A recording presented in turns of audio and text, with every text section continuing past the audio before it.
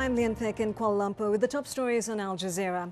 Pakistani commandos have rescued 25 people held hostage in a siege at the army headquarters in Rawalpindi. The standoff lasted nearly 20 hours after gunmen disguised in military uniforms launched a raid into the highly secure compound.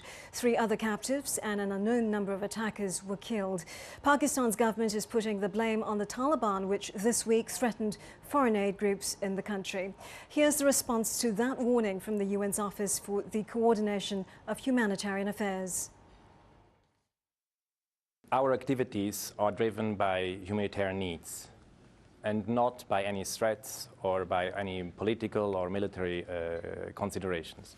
As long as there are needs in the country, the humanitarian country team consisting of UN agencies, of NGOs, also the Red Cross and Red Crescent participates, have to be here and live up to our mandates and our obligations.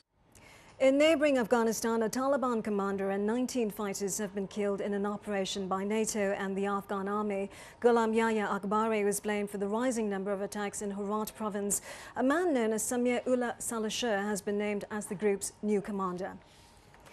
After a century of hostilities, Turkey and Armenia have signed a deal on re-establishing diplomatic relations. The signing of the agreement in Zurich was delayed for 3 hours because of a dispute over their public statements. Officials say U.S. Secretary of State Hillary Clinton helped broker a solution to the impasse. The Armenian and Turkish parliaments must now ratify the deal. A delegation of Indian MPs is visiting camps in northern Sri Lanka, where hundreds of thousands of displaced Tamils are being held.